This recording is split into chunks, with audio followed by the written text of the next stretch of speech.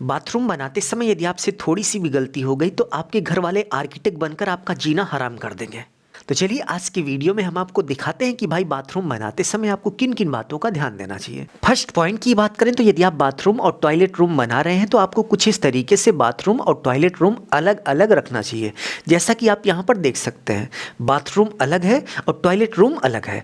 और बाथरूम और toilet room को अलग करते समय इस बात का हमेशा ध्यान देना चाहिए कि जो बाथरूम का पोर्शन है वो टॉयलेट रूम के पोर्शन से थोड़ा ऊपर होना चाहिए। और बाथरूम के डोर पर एक बॉर्डर लगा होना चाहिए जिससे बाथरूम का जो पानी है वो टॉयलेट एरिया में ना आए। तो ये बहुत ही इंपॉर्टेंट पॉइंट है, इसको आप ज़रूर से ज़रूर फॉलो करिएगा। यदि आप का बाथरूम और टॉयलेट रूम अलग अलग होगा, पहली बात तो आप देख सकते हैं कि दिखने में कितना खूबसूरत दिखेगा और इसके साथ साथ जो पानी का फैलाव होगा वो कम एरिया में होगा। नहीं तो बहुत बार क्या होता है कि भाई साहब आप नहा के चले गए, सारा पानी बिखर गया और किसी को टॉयलेट रूम यूज करना है वो दौड़ के आया या फिर किसी भी तरीके से जल्दी से आया और गिर पड़ा। तो बाथरूम और टॉयलेट रूम आपको इसी तरीके से अलग अलग बनाना है। सेकंड पॉइंट की बात करें तो 99% लोग ये ज़रूर से ज़रूर गलती कर देते हैं, ना चाहते हुए भी। उनको उस समय याद ही नहीं रहता कि भाई इसकी भी ज़रूरत हमें पड़ेगी। आप देख सकते हैं कि बाथरूम में आपको कुछ इस तरीके से बाथरूम में यूज होने वाली चीज़ों के लिए छोटी छोटी स्टोरिंग बनानी है। यानी कि छोटी छोटी अलमारी आपको इस तरीके से बना लेनी है दीवार में ही, जो कि दिखने में अच्छा दिखेगा।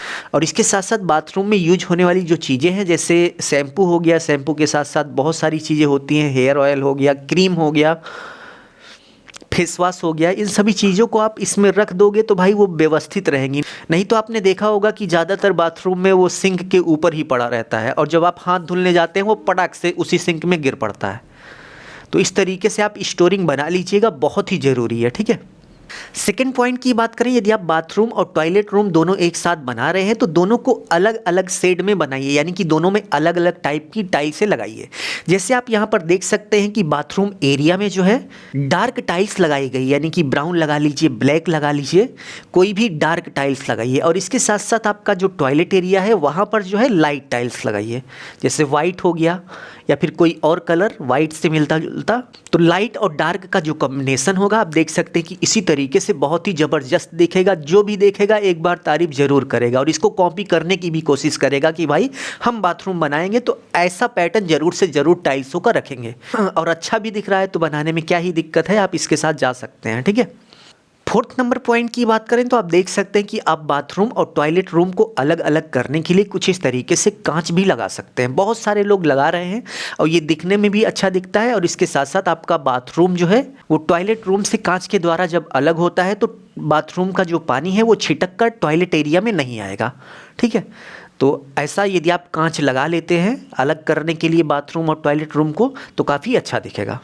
5 नंबर पॉइंट की बात करें तो आप देख सकते हैं कि बाथरूम की स्टोरिंग के लिए, यानी कि बाथरूम में जो छोटे छोटे सामान होते हैं उन सभी को रखने के लिए, जैसे सॉप हो गया, फेस वॉश हो गया और इसके साथ साथ टूथपेस्ट वगैरह हो गया, छोटे छोटे जो भी सामान होते हैं उन सभी को रखने के लिए आप इस तरीके की भी स्टोरिंग बनवा सकते हैं, जिसमें पूरी दीवार में स्टोरिंग यदि आप बना लेंगे तो इतनी स्टोरिंग पर्याप्त होती है बाथरूम के लिए, ठीक है। आपको कहीं और कट वट करने की ज़रूरत नहीं पड़ेगी, केवल और केवल इसी तरीके से पूरी दीवार में एक जगह कहीं पर भी बनवा लीजिए।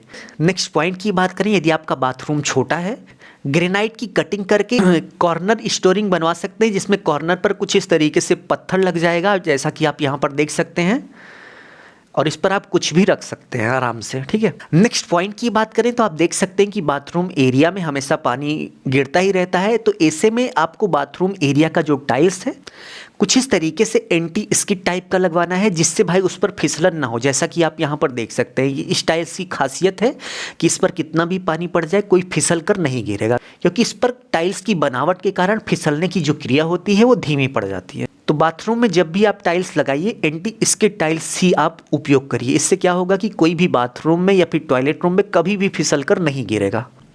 नेक्स्ट पॉइंट की बात करें भाई साहब, ये हमें बहुत ज़बरदस्त लगा। आप देख सकते हैं कि यहाँ लगभग 4 फीट का एरिया था। एक तरफ जो है बाथरूम बना दिया गया, दूसरी तरफ टॉयलेट रूम है, ठीक है। और दोनों के बीच में आप देख सकते हैं कि ये जो छोटा सा पार्टीशन 4 इंच की दीवार में दिया गया है, ये बहुत ही ज़बरदस्त दिख रहा है। आप देख लीजिए, वाकई अच्छा दिख रहा है। तो यदि आपका बाथरूम छोटा है, यानी कि 4 फीट के अंदर ये लगभग बना हुआ है, यदि इसी तरीके से छोटा है तो आप बाथरूम और इसके साथ साथ टॉयलेट रूम को इस तरीके से भी अलग अलग कर सकते हैं। नेक्स्ट नेक्स्ट पॉइंट की बात करें तो आप देख सकते हैं कि कुछ इस तरीके से आपको बाथरूम में मिरर ज़रूर से ज़रूर लगाना चाहिए, नहीं तो बाद में आपको बहुत ही दिक्कत का सामना करना पड़ेगा।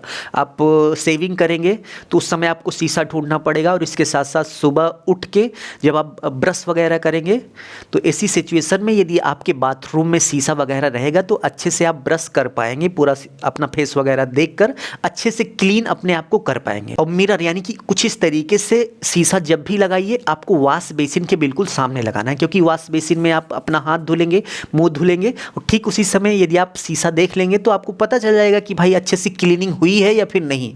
नेक्स्ट, आपको गीजर का पॉइंट ज़रूर से ज़रूर देना चाहिए। बहुत सारे लोग बाथरूम बनाते समय गीजर का पॉइंट ही नहीं देते।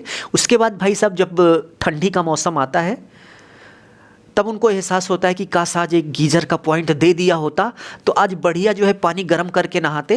तो ऐसी सिचुएशन में आपको ऐसा कुछ सोचना ना पड़े तो गीजर तुरंत मत लगवाइए, बट जब आप प्लम्बिंग वर्क करा रहे हो, जिस समय पाइप वगैरह प्लम्बिंग का पाइप लग रहा हो, उस समय गीजर का पॉइंट ज़रूर से ज़रूर करवा दीजिए, ठीक है।